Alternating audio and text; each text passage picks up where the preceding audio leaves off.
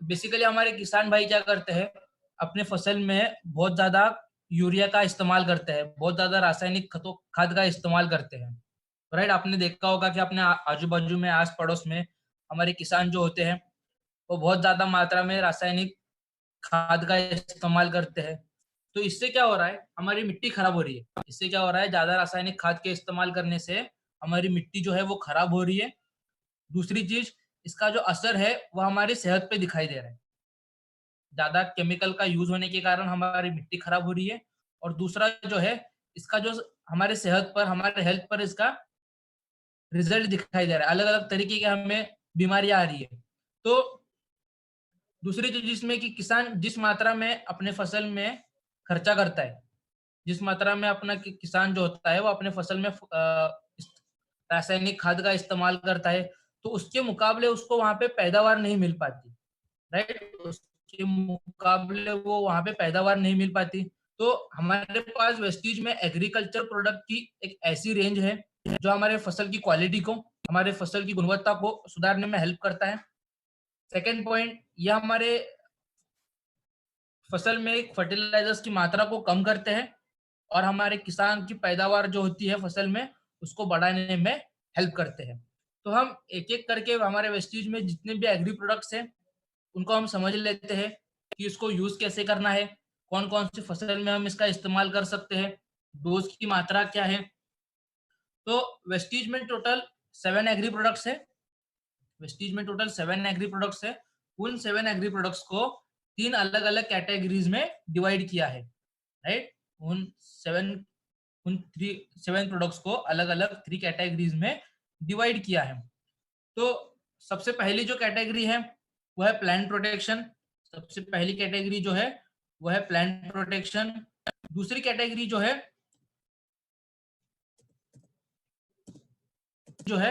वो है nutritional, right? और तीसरी कैटेगरी जो है, वो है एक्टिवेटर। तो हम एक-एक कैटेगरी वाइज़ प्रोडक्ट को समझ लेते हैं कि इसको हमें यूज़ कैसे करना है। तो सबसे पहली कैटेगरी जो है, प्लांट प्रोटेक्शन, इसको हम हिंदी में बोलते हैं पीक संरक्षण, राइट?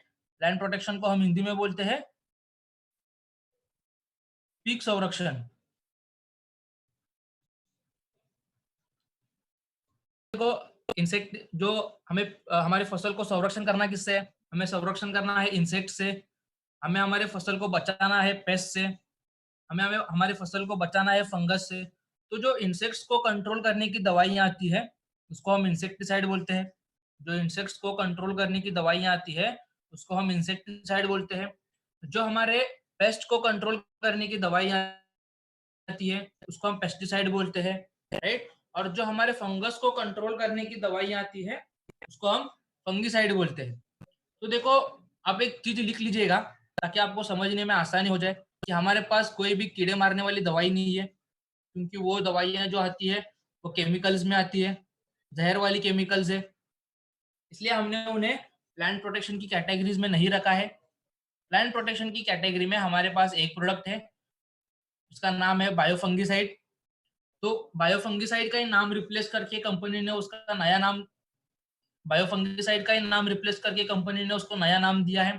तो जहाँ पे भी आपने बायोफंगिसाइड का वर्ड यूज़ किया है, या फिर जहाँ बायोफंगिसाइड का वर्ड लिखा है, उसके सामने आप ब्रैकेट में प्रोटेक्ट ये वर्ड लिख लीजिएगा ताकि आपको समझने में आसानी हो जाए। दूसरी कैटेगरी जो है, वो है हमारी न्यूट्रिशनल।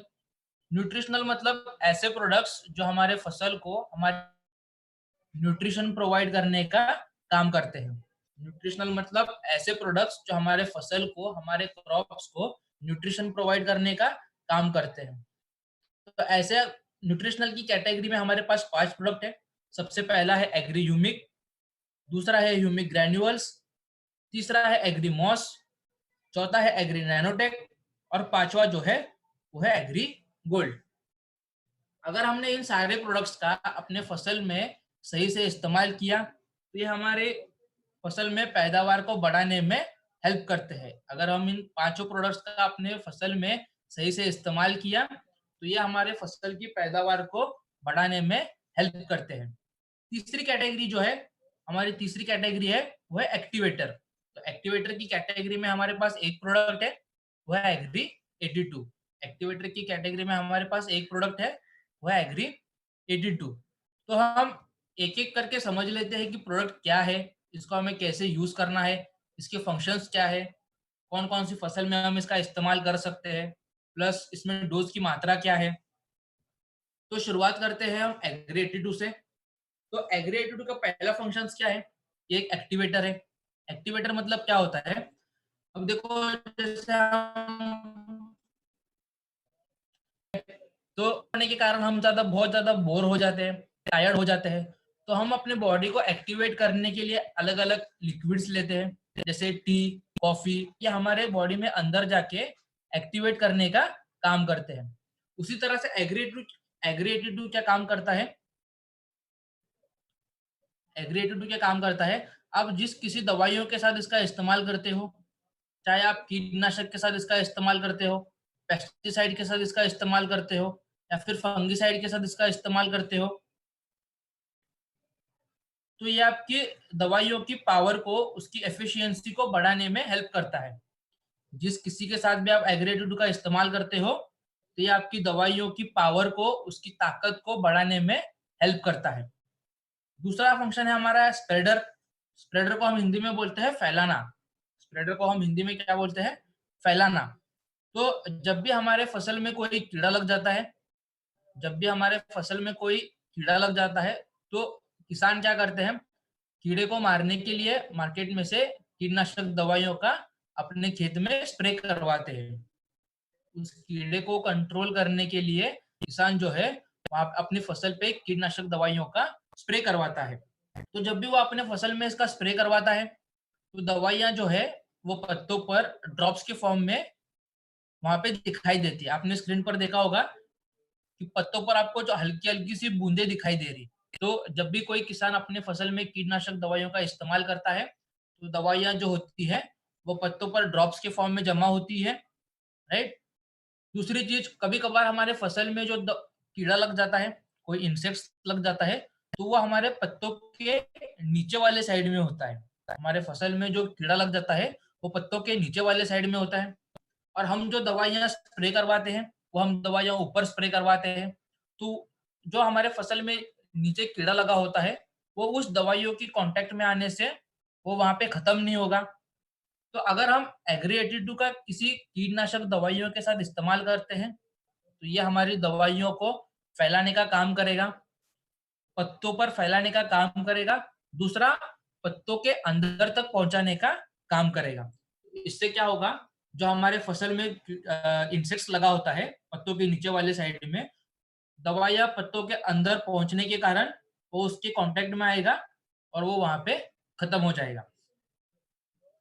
हमारा एग्री 82 का तीसरा फंक्शन जो है, वो है वेटर। अब वेटर को हम हिंदी में बोलते हैं मिट्टी में नमी को ज़्यादा समय के लिए बनाए रखना। वेटर को हम क्या बोलते हैं? मिट्टी में नमी को ज़्यादा समय के लिए बनाए रखना, राइट? तो जैसे हमारे फसल को बहुत ज़्यादा गर्मियों के सीज़न में पानी की बहुत ज़्यादा आवश्यकता होती है। हमारे फसल को गर्मियों के सीज़न में पानी की बहुत ज़्यादा आवश्यकता होती है, और अगर हमने हमारे फसल को ठीक तरीके से पानी नहीं दिया, तो हमारी फसल की जो ग्रोथ है, वो ठीक से नहीं होगी। हमारी फसल जो है वो सूख जाएगी। तो गर्मियों के सीज़न में किसान अपने खेत में जब भी सिंचाई करता है, तो वो महीने में 5 या 6 बार उसको सिंचाई करने की ज़रूरत होती है। क्यों? क्यों पानी जो हम जो अपने खेत में सिंचाई करते हैं, वो हमारे फसल को ठीक तरीके से प्रोवाइड नहीं होता। एक तो इसका इवेपोरेशन हो जाता है। तो अगर हम एग्री 82 को पानी के साथ इस्तेमाल करते हैं, अपने खेत में सिंचाई करते समय, तो रिजल्ट क्या दिखाई देगा? नंबर 1, ये हमारे मिट्टी में नमी को ज़्यादा समय के लिए बनाए रखेगा। या हमारी मिट्टी को, अगर हम पानी के साथ में एग्री 82 का इस्तेमाल करते हैं, तो ये हमारी मिट्टी में नमी को ज़्यादा समय के लिए बनाए रखेगा। दूसरी चीज़, जहाँ पे पहले किसान 1 महीने में 5 या 6 बार सिंचाई करने की ज़रूरत होती थी, तो अगर वो पानी के साथ एग्री 82 का इस्तेमाल करता है, तो वो महीने में सिर्फ़ 1 या 2 बार अपने खेत में सिंचाई कर सकता है। तो इससे क्या होगा? पानी की बचत होगी, राइट? एग्री 82 का चौथा फंक्शंस जो है, it makes uniform solution. Uniform solution क्या होता है कि जब भी हम कोई दवाइयाँ, जैसे कीटनाशक दवाई हो, पेस्टिसाइड हो, फंगिसाइड हो, तो जब भी हम कोई दवाइयाँ टैंक में मिक्स करवाते हैं, तो वो पानी में ठीक तरीके से मिक्स नहीं होती, वो पानी में ठीक तरीके से मिक्स नहीं होती। और जब भी किसान अपने खेत में इसका इस्तेमाल करता है, तो उसको वहाँ पे रिज़ल्ट दिखाई नहीं देता, क्योंकि दवाइयाँ जो होती है, वो ठीक तरह से पानी में मिक्स नहीं होती। तो अगर हम वहाँ पे एग्री-टू-टू का इस्तेमाल करते हैं, तो ये दवाइयों को पानी के साथ अच्छे तरीके से मिक्स करने का काम करेगा। दवाइयाँ जो है, वो पानी में अच्छी तरीके से घुल जाएगी। तो प्रॉपर मिक्स होने के कारण जब भी हम अपने खेत में इसका स्प्रे करवाएँगे, तो वहाँ पे हमें रिज़ल्ट जो है वो बहुत अच्छे तरीके से दिखाई देगी। नेक्स्ट जो है हमारा पीएच बैलेंस। अब देखो मिट्टी में जो होता है, वो पीएच बैलेंस बहुत ज़्यादा ज़रूरी होता है।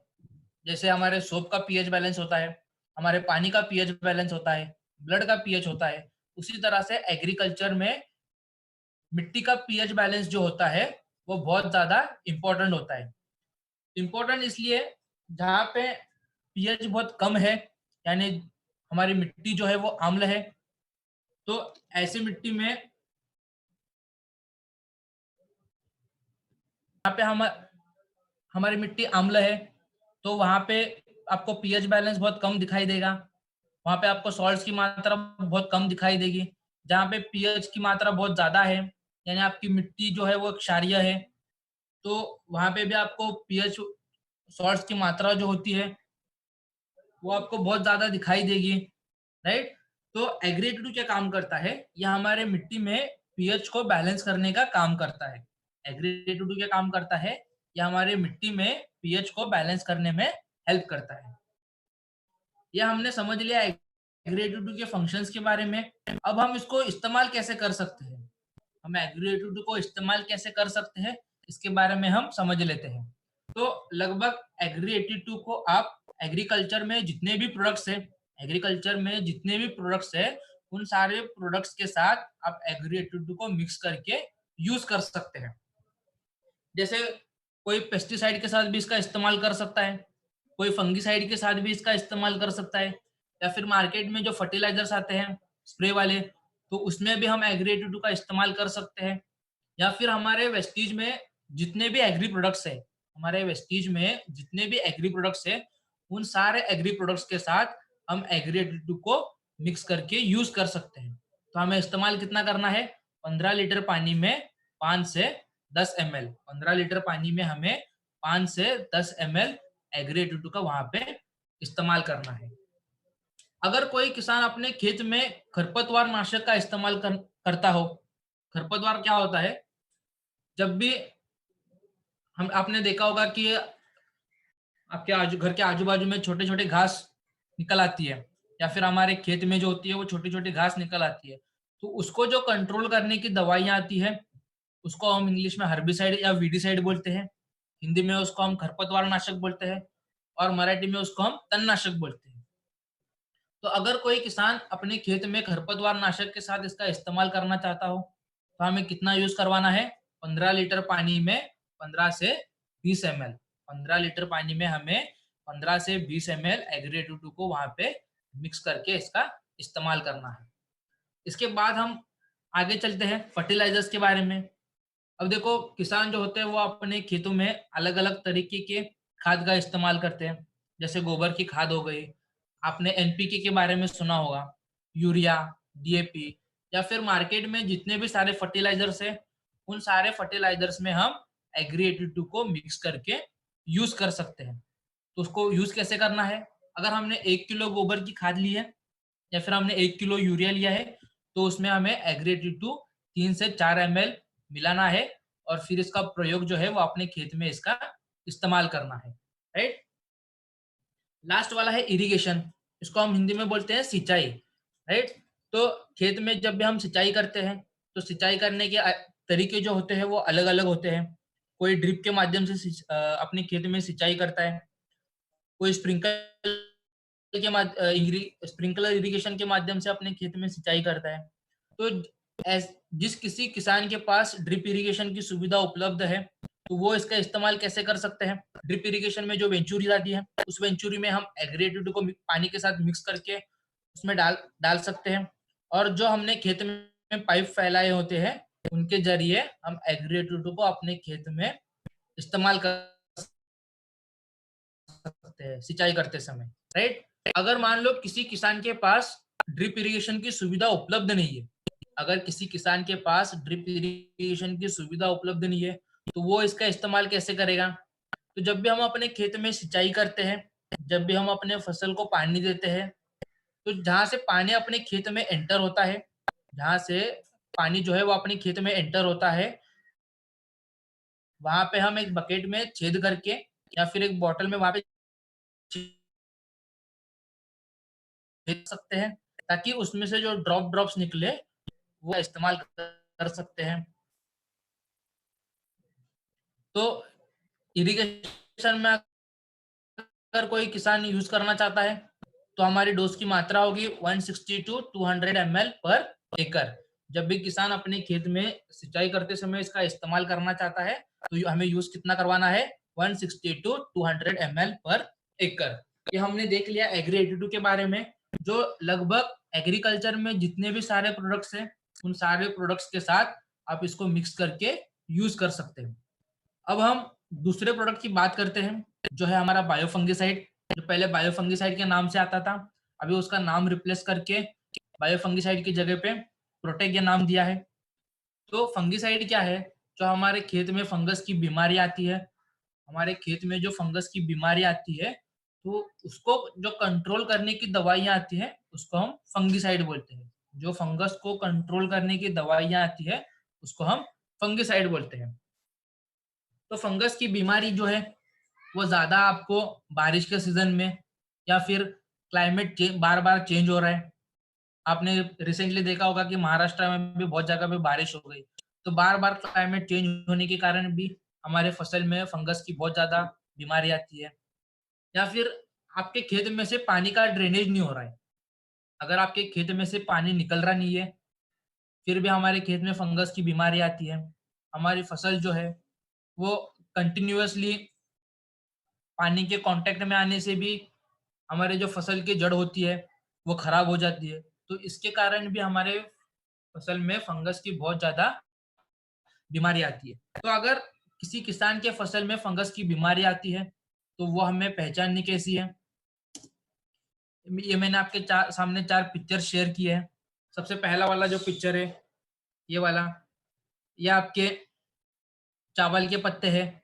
तो अगर आपने ध्यान से देखा होगा कि चावल के पत्तों पर आपको व्हाइट व्हाइट कलर के धब्बे दिखाई दे रहे हैं, व्हाइट व्हाइट कलर के स्पॉट्स दिखाई दे रहे हैं। तो ये भी फंगस से होने वाली बीमारी है।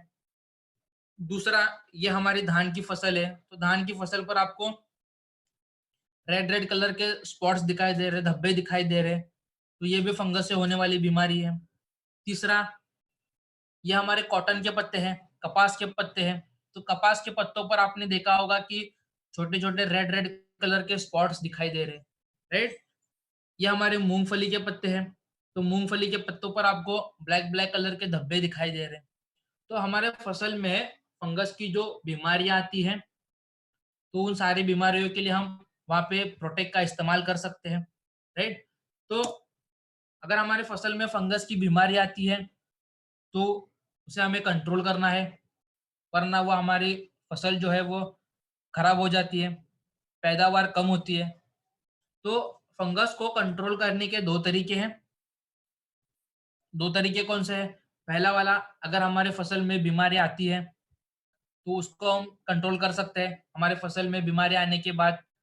दूसरा जो तरीका है, वो बीमारी आने से पहले, दूसरा वाला तरीका जो है, वो हमारी फसल में बीमारी आने से पहले हम उसको कैसे कंट्रोल कर सकते हैं। तो हम एक-एक करके दोनों स्टेप्स देखते हैं।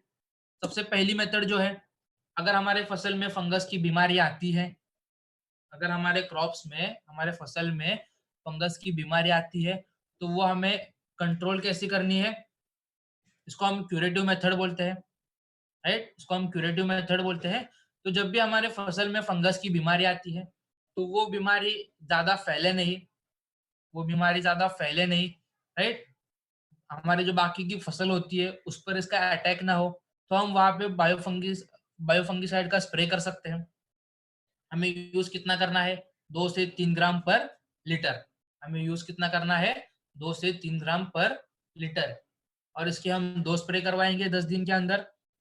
हम इसके 10 दिन 2 स्प्रे करवाएंगे 10 दिन के अंदर, ताकि हमारी जो बीमारी है वो ज्यादा फैले नहीं, राइट। हमारी जो बाकी की फसल है उस पर फंगस का अटैक ना हो, राइट। तो हम 2 से 3 ग्राम पर लीटर के हिसाब से वहां पे यूज करेंगे, और 10 दिन में हम इसका 2 बार इस्तेमाल करेंगे।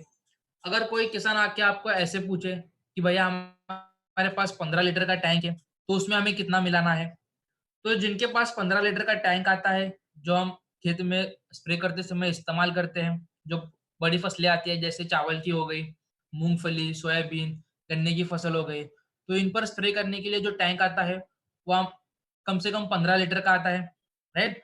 तो अगर कोई किसान आके आपको ऐसे पूछे कि भैया हमें 15 लीटर टैंक में हमें कितना मिलाना है, तो वहां पे हमें 40 ग्राम बायोफंगिसाइड, बायोफंगिसाइड की जगह पे हम प्रोटेक्ट वर्ड यूज करेंगे, तो हमें 40 ग्राम प्रोटेक्ट और साथ में एग्री 82 को एग्री 82 5 ml हमें 15 लीटर पानी में मिक्स करके फिर वो हमें वहां पे स्प्रे करना है।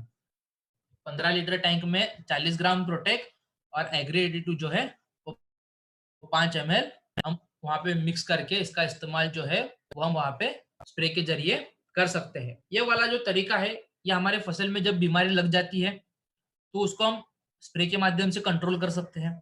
अब हम दूसरा तरीका देख लेते हैं, ताकि हमारे फसल में पहले से बीमारी ना लगे, राइट। हमारे फसल में बीमारी ना लगे उसके लिए हम क्या क्या कर सकते हैं, इसको हम प्रिवेंटिव मेथड बोलते हैं।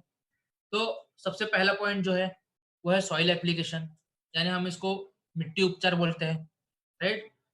तो मिट्टी उपचार करना बहुत ज्यादा जरूरी है, ताकि हमारे फसल में जो फंगस की बीमारी है वो मिट्टी के कारण वहाँ पे फंगस की बीमारी ना हो, शुरुआत के समय में वो वहाँ पे कंट्रोल हो जाए, ताकि आगे चल के बहुत बड़ी समस्या ना हो।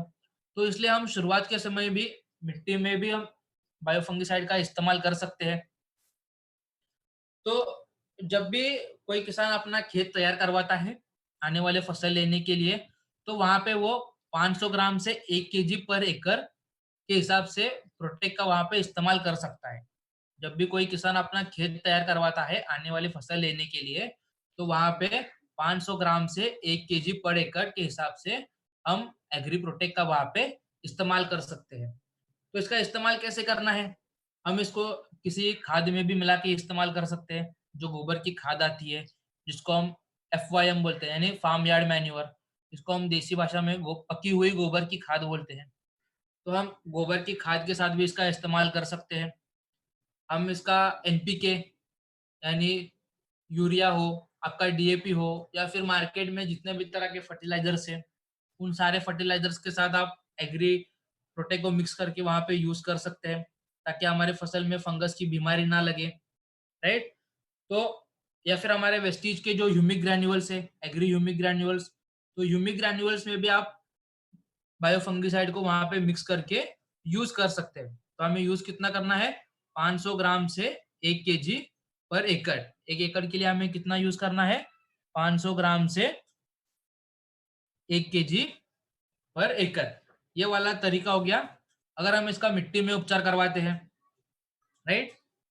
अब हम बात करते हैं सीड ट्रीटमेंट के बारे में। दूसरा जो तरीका है वो है सीड ट्रीटमेंट। अब बीज उपचार करना बहुत ज्यादा जरूरी है, बीज उपचार करना बहुत ज्यादा जरूरी है, ताकि हमारे फसल में फंगस की दिक्कत ना हो, हमारे जो बीज होते हैं उसका जर्मिनेशन अच्छे तरीके से हो, फंगस का उन पर कोई अटैक ना हो, राइट। तो इसके लिए इस सीड ट्रीटमेंट करना बहुत ज्यादा जरूरी है। हम सीड ट्रीटमेंट को हिंदी में बीज उपचार भी बोलते हैं, या फिर बीज शोधन भी बोलते हैं।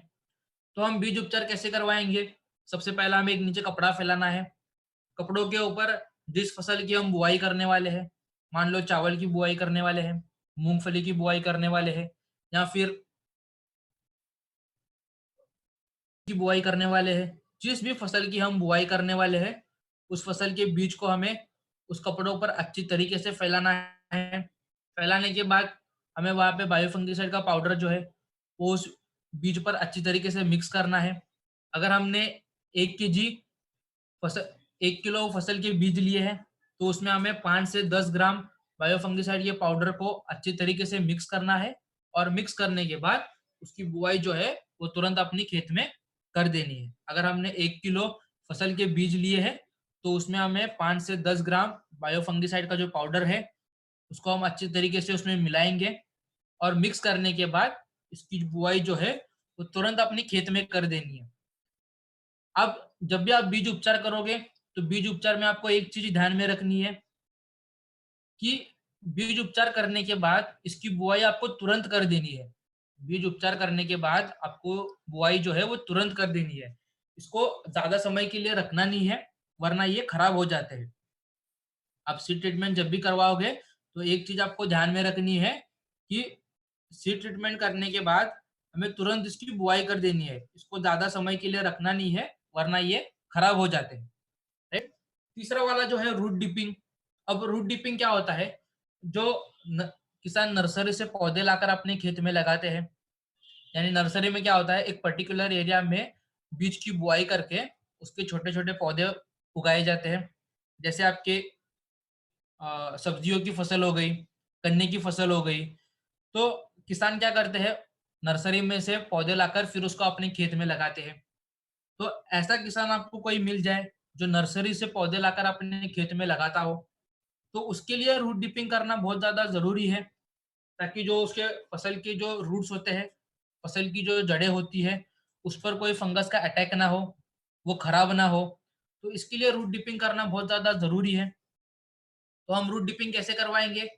अगर हमने 1 लीटर पानी लिया है, अगर हमने 1 लीटर पानी लिया है, तो उसमें 10 से 15 ग्राम बायोफंगिसाइड के पाउडर को अच्छे तरीके से मिक्स करेंगे और जो भी फसल हम नर्सरी से लाते हैं, नर्सरी से जो भी हम फसल लेके आते हैं, उसकी जड़ों को उस सॉल्यूशन में डुबाना है और डुबाने के बाद फिर उसको अपने खेत में तुरंत लगाना है, राइट? रूट डिपिंग के लिए हमारी डोज़ की मात्रा होगी 10 से 15 ग्राम पर लीटर, राइट? अगर कोई किसान स्प्रे में इसका इस्तेमाल करना चाहता हो, प्रिवेंटिव के तौर पर, ताकि उसके फसल में फंगस की बीमारी ना लगे, राइट? अगर कोई किसान प्रिवेंशन के तौर पे इसका इस्तेमाल करना चाहता हो, ताकि फंगस की जो बीमारी है, वो उसके फसल में शुरुआत के समय ही ना लगे, तो वहाँ पे हम इसके 2 स्प्रे करवाएँगे।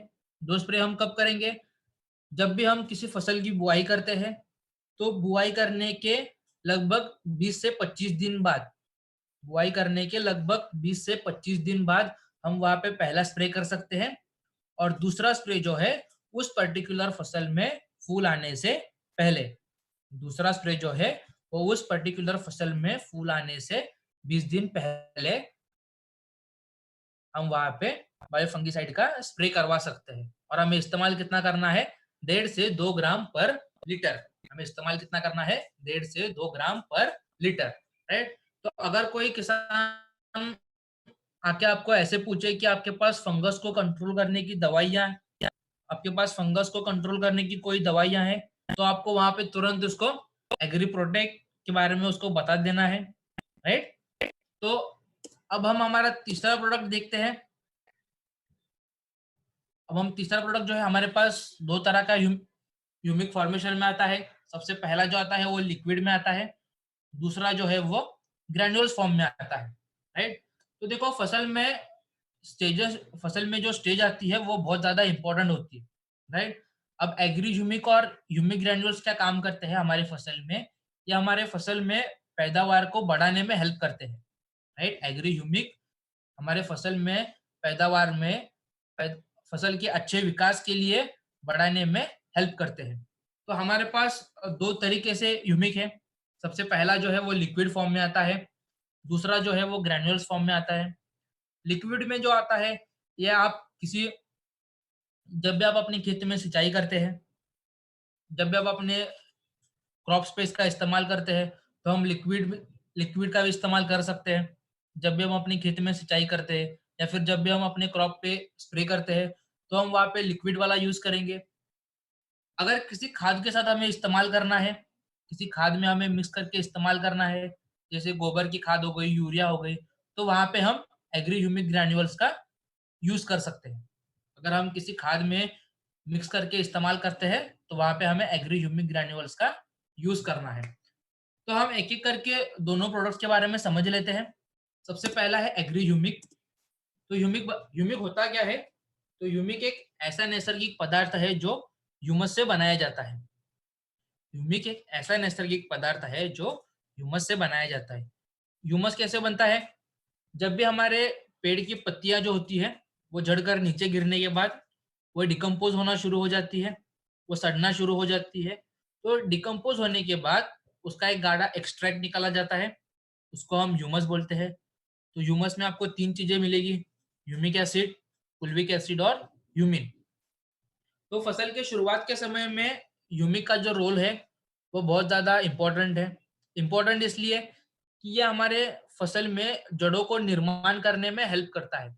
ये हमारे फसल में जड़ों को निर्माण करने में, जड़ों का अच्छे तरीके से विकास करने में सहायता करता है, राइट? दूसरी चीज़, हमारे फसल में जो बीमारियाँ आती हैं, जो हमारे फसल में रोग आते हैं, उनसे लड़ने की ताकत देता है। हमारे फसल में जो अलग-अलग बीमारियाँ आती है, उनसे लड़ने की ताकत देता है। तीसरी चीज़, ये हमारे फसल में प्रकाश संश्लेषण की जो क्रिया होती है, यानी हमारे पौधों में जो खाना बनाने की क्रिया होती है, उसको बढ़ाने में हेल्प करता है। एग्री ह्यूमिक क्या काम करता है हमारे फसल में, जो खाना बनाने की क्रिया होती है, उसको बढ़ाने में हेल्प करता है। चौथा, यह हमारे फसल को मजबूती देता है। यह हमारे फसल को मजबूती प्रदान करता है, ताकि हमारी फसल जो है, वो बारिश में, आंधी-तूफान में गिरे नहीं। आपने देखा होगा कि कभी-कभार जब भी हम फसल की कटाई करते हैं, तो मोस्टली ज़्यादा फसल होती है, वो गिर जाती है। तो एग्री ह्यूमिक क्या काम करता है? यह हमारे फसल को मजबूती देने का काम करता है, ताकि हमारी फसल जो है, वो गिरे नहीं। तो एग्री ह्यूमिक का हम इस्तेमाल करते हैं तो हमें क्रॉप्स पे, बीज पे और मिट्टी में तीनों जगह पे हमें बेहतरीन रिजल्ट दिखाई देंगे। अगर हम एग्री ह्यूमिक का क्रॉप पे, बीज पे या फिर मिट्टी में उपचार करते हैं, तो हमें तीनों जगह पे वहाँ पे रिजल्ट जो है, वो बहुत अच्छे तरीके से दिखाई देंगे। सबसे पहला जो है क्रॉप्स में, अगर हम क्रॉप्स में इसका इस्तेमाल करते हैं, तो रिजल्ट क्या दिखाई देगा? फॉर एग्ज़ाम्पल अगर हम चावल की फसल है, तो चावल चावल की फसल पे हम एग्री ह्यूमिक का इस्तेमाल करते हैं, तो उस फसल की हमें ग्रोथ होती हुई दिखाई देगी। अगर हम चावल कौन-सी भी फसल पे इसका इस्तेमाल करते हैं, फॉर एग्ज़ाम्पल अगर हम चावल की फसल पे इसका इस्तेमाल करते हैं, तो ये फसल फसल में आपको ग्रोथ होती हुई दिखाई देगी। फसल की जो ग्रोथ है, वो आपको अच्छे तरीके से दिखाई देगी। दूसरा, हमारे फसल की जो पत्तियाँ होती है, पत्तियों पर आपको चमक दिखाई देगी। हमारे फसल में जो पत्तियाँ होती है, वो पत्तियों पर आपको चमक दिखाई देगी। पत्तियों में आपको ज़्यादा हरापन दिखाई देगा। तीसरी चीज़, अगर हम शुरुआत से किसी भी फसल में एग्री ह्यूमिक का इस्तेमाल करते हैं, अगर हम शुरुआत से किसी भी फसल में एग्री ह्यूमिक का इस्तेमाल करते हैं, तो जब भी हम उस फसल की कटाई करते हैं, उसकी हार्वेस्टिंग करते हैं, तब हम हमें वहाँ पे 5 से 20% की ग्रोथ दिखाई देगी। अगर हम एग्री ह्यूमिक का शुरू से अपने फसल पे इस्तेमाल करते हैं, तो वहाँ पे हमें जब भी हम फसल की कटाई करेंगे, हार्वेस्टिंग करेंगे, तो वहाँ पे हमें 5 से 20% की ग्रोथ हमें वहाँ पे दिखाई देगी। ये हो गया क्रॉप्स के ऊपर अगर हम एग्री ह्यूमिक का इस्तेमाल करते हैं। अब हम आगे चल के बात करते हैं, अगर हम एग्री ह्यूमिक का बीज में इस्तेमाल करते हैं, तो वहाँ पे हमें रिजल्ट क्या मिलेगा? नंबर 1, अगर हम एग्री ह्यूमिक का फॉर एग्ज़ाम्पल किसी बीज पर इसका इस्तेमाल करते हैं, फॉर एग्ज़ाम्पल अगर हमने मूँगफली के बीज पर एग्री ह्यूमिक का इस्तेमाल किया, तो वहाँ पे हमें जो मूँगफली के बीज होते हैं, उनका जर्मिनेशन अच्छे तरीके से निकल के आएँगे, राइट? बीजों का जर्मिनेशन जो होता है, वो अच्छे तरीके से होगा। ये आपके जड़ों का विकास करने में हेल्प करेगा। सबसे पहला, ये आपके जो फसल के बीज होते हैं, उसका जर्मिनेशन जो होता है, वो अच्छे तरीके से होगा। जर्मिनेशन प्रॉपर तरीके से होगा। दूसरी चीज़, ये आपके फसल में जड़ों का विकास करने में हेल्प करता है, ताकि आपकी फसल में रूट्स की संख्या जो है, वो ज़्यादा बढ़े। मिट्टी में जो पोषक तत्व होते हैं, वो उन्हें ज़्यादा से ज़्यादा खींच सकें, राइट? अगर हम इसका मिट्टी में उपचार करवाते हैं, अगर हम एग्री ह्यूमिक का मिट्टी में उपचार करवाते हैं, तो हमारी मिट्टी जो है, उसकी उर्वरक क्षमता को बढ़ाने में हेल्प करता है। एग्री ह्यूमिक क्या काम करता है, यह हमारे मिट्टी में मिट्टी की जो उर्वरक क्षमता होती है उसको बढ़ाने में हेल्प करता है। दूसरा, ये आपकी मिट्टी को भुरभुरा बनाता है। ये आपकी मिट्टी को भुरभुरा बनाता है, सॉफ्ट बनाता है, ताकि पानी जो है वो ज्यादा अंदर जा सके, फसल की जो जड़ होती है वो ज्यादा फैल सके, राइट। तो ये मिट्टी को भुरभुरा बनाने का काम करता है। अगर हम एग्री ह्यूमिक का ऐसे जमीन पे इस्तेमाल करते हैं जो जमीन बहुत ज्यादा क्षारीय है, जहाँ पे सॉल्ट्स की मात्रा बहुत ज्यादा हाई है, तो वहां पे हम एग्री ह्यूमिक के इस्तेमाल करने से हम धीरे धीरे उस जमीन को, उस मिट्टी को हम फसल के लायक वहां पे बना सकते हैं, राइट। ये एक प्रकार से हमारी मिट्टी को कंडीशनर करने का काम करता है। एक प्रकार से एग्री ह्यूमिक हमारी मिट्टी को कंडीशनर करने का काम करता है। तो अगर हम क्रॉप पे इसका इस्तेमाल करते हैं, अगर हम क्रॉप पे इसका इस्तेमाल करते हैं तो हमें यूज कितना करना है, 2 से 3 ml पर लीटर। अगर हम क्रॉप पे इसका इस्तेमाल करते हैं तो हमें यूज कितना करना है, 2 से 3 ml पर लीटर, राइट। ये जो डोज है वो लीटर के हिसाब से है। अगर मान लो किसी के पास 15 लीटर का टैंक है तो वहां पे हम 30 ml एग्री ह्यूमिक का इस्तेमाल कर सकते हैं, राइट। तो लोगों के बहुत ज्यादा क्वेश्चंस आते हैं कि सर हमें एग्री ह्यूमिक का जो इस्तेमाल है वो कब तक करना है। तो एग्री ह्यूमिक का जो इस्तेमाल है वो हमें फसल की शुरुआत के समय में, जब भी हम कोई फसल लगाते हैं तो फसल लगाने के 20 से 25 दिन बाद हम वहाँ पे पहला एग्री ह्यूमिक का इस्तेमाल कर सकते हैं। और दूसरा जो है, उस पर्टिकुलर फसल में, उस पर्टिकुलर क्रॉप्स में फूल आने से पहले, पहला हम कब इस्तेमाल करेंगे, जब भी हम कोई फसल की बुआई करते हैं तो बुआई करने के 20 से 25 दिन बाद हम वहां पे एग्री ह्यूमिक का इस्तेमाल कर सकते हैं। और दूसरा जो है वो फूल आने से पहले, फूल आने से पहले ऐसी दोनों जगहों पे हम वहां पे एग्री ह्यूमिक का इस्तेमाल कर सकते हैं। तो अगर हम किसी क्रॉप पे इसका इस्तेमाल करते हैं तो हमें डोज की मात्रा होगी 2 से 3 ml पर लीटर, राइट। अगर हम बीज में इसका उपचार करते हैं, अगर हम इसका रूट डिपिंग में इस्तेमाल करते हैं, ताकि हमारे जो फसल के जड़ होते हैं, फसल के रूट्स होते हैं, वो, उनका निर्माण जो है वो ज़्यादा अच्छे तरीके से हो, उनका विकास जो है वो प्रॉपर हो जाए, तो इसलिए हमें रूट डिपिंग करना, इसलिए हम वहाँ पे रूट डिपिंग भी कर सकते हैं। तो हम रूट डिपिंग कैसे करेंगे, अगर हमने 1 लीटर पानी लिया है तो उसमें 1 ml एग्री ह्यूमिक का हमें मिक्स करना है। और मिक्स करने के बाद जो भी हम नर्सरी से फसल लाते हैं उस फसल की जड़ों को उसमें डुबा कर फिर उसको हम मेन खेत में हम उसको लगा सकते हैं, राइट। अगर कोई किसान इसका बीजों पर कोटिंग करना चाहता हो, अगर कोई किसान बीजों पर इसका कोटिंग करना चाहता हो तो हम वहाँ पे एग्री ह्यूमिक से कोटिंग भी कर सकते हैं। अगर हमने 1 किलो चावल की, फॉर एग्जांपल अगर हमने 1 किलो चावल की फसल ली है, चावल के बीज लिए हैं, तो उसमें हमें 5 ml एग्री ह्यूमिक इस्तेमाल करना है और मिक्स करने के बाद उसकी तुरंत अपने खेत में बुआई कर देनी है। तो लगभग आप ह्यूमिक और प्रोटेक्ट दोनों प्रोडक्ट से भी आप बीज उपचार करवा सकते हैं, राइट। 1 सेकेंड में थोड़ा पानी पी लेता हूँ। और एग्री प्रोटेक्ट से भी, दोनों भी प्रोडक्ट से हम बीज उपचार कर सकते हैं, राइट। तो ये वाला हमने देख लिया ह्यूमिक जो लिक्विड फॉर्म में आता है, राइट। जब भी हम अपने खेत में किसी स्प्रे में या फिर सिंचाई करते समय हम इसका जो लिक्विड फॉर्म में आता है हम उसका इस्तेमाल कर सकते हैं। अब हम बात करते हैं ह्यूमिक जो ग्रैन्यूल्स फॉर्म में आता है। अब दूसरा जो है हमारे पास ह्यूमिक जो ग्रैन्यूल्स फॉर्म में है, राइट। तो ग्रैन्यूल्स क्या होता है, ये एक बायोस्टिमुलेंट होता है। बायोस्टिमुलेंट मतलब मिट्टी में जो पोषक तत्व होते हैं वो उन्हें अपने साथ मिक्स करके हमारे फसल की जो जड़ें होती है उन तक पहुंचाने का काम करते हैं, राइट। अगर हम, आपने देखा होगा कि शुरुआत में किसान जो है अपने खेत में बहुत ज्यादा फर्टिलाइजर्स का इस्तेमाल करते हैं। तो ज्यादा फर्टिलाइजर्स का इस्तेमाल होने के कारण जो हम फर्टिलाइजर्स अपने खेत में अपने फसल के लिए दे रहे हैं, जैसे यूरिया फॉर एग्जांपल, तो जब भी हम अपने खेत में यूरिया का इस्तेमाल करते हैं तो हमारी जो फसल है वो उसमें से केवल 20 से 25% ही उसका ले पाती है। बाकी का जो यूरिया होता है वो ऐसे ही मिट्टी में पड़ा होता है या फिर पानी के साथ बह जाता है।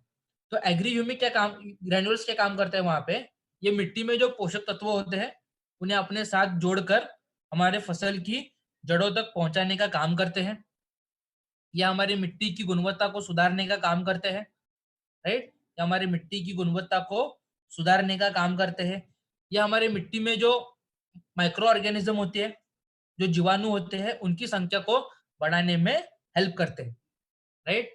तो ग्रैन्युअल्स का ये बेनिफिट होता है कि आप इसको जब भी अपने किसान अपना खेत तैयार करवाता है, तो खेत तैयार करवाते समय आप ग्रैन्युअल्स का भी इस्तेमाल कर सकते हैं, या आप किसी खाद में भी इसका मिक्स करके इस्तेमाल कर सकते हैं, या फिर किसी फर्टिलाइजर्स के साथ भी आप इसको मिक्स करके यूज कर सकते हैं, राइट। तो 1 एकड़ के लिए हमें 5 किलो ह्यूमिक ग्रैन्युअल्स का इस्तेमाल करना है। 1 एकड़ के लिए हमें 5 किलो ह्यूमिक ग्रैन्युअल्स का इस्तेमाल करना है। या आप किसी खाद में भी मिला करके, या फिर जो मार्केट में अलग अलग तरह के फर्टिलाइजर्स आते हैं, उन फर्टिलाइजर्स में भी आप एग्री ह्यूमिक ग्रैन्युअल्स को मिक्स करके यूज कर सकते हैं।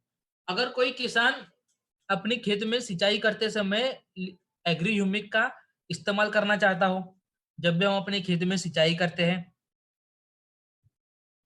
तो जब भी हम अपने खेत में सिंचाई करते हैं, तो सिंचाई करते समय हमें एग्री ह्यूमिक का कितना इस्तेमाल करना है, 250 टू 500 ml पर एकड़। हमें कितना इस्तेमाल करना है, 250 टू 500 ml पर एकड़, राइट। तो एग्री ह्यूमिक का बेसिकली क्या काम क्या होता है, यह हमारे को फसल की जो ग्रोथ होती है, फसल का जो विकास है, वो अच्छे तरीके से होता है। तो जहाँ पे भी फसल की ग्रोथ की बात आ जाए, अगर आपको किसान आके ऐसे बोले कि भैया हमारी फसल जो है वो ठीक तरीके से बढ़ नहीं रही है, उसकी जो ग्रोथ है वो ठीक तरीके से नहीं होती है, तो वहाँ पे हम एग्री ह्यूमिक का इस्तेमाल कर सकते हैं। तो आप एक चीज ये लिख लीजिएगा, जहाँ पे भी फसल के विकास की बात आती है, उसकी ग्रोथ की बात आती है, तो वहाँ पे हम एग्री ह्यूमिक का इस्तेमाल कर सकते हैं। अब हम नेक्स्ट प्रोडक्ट देखते हैं। हमारा नेक्स्ट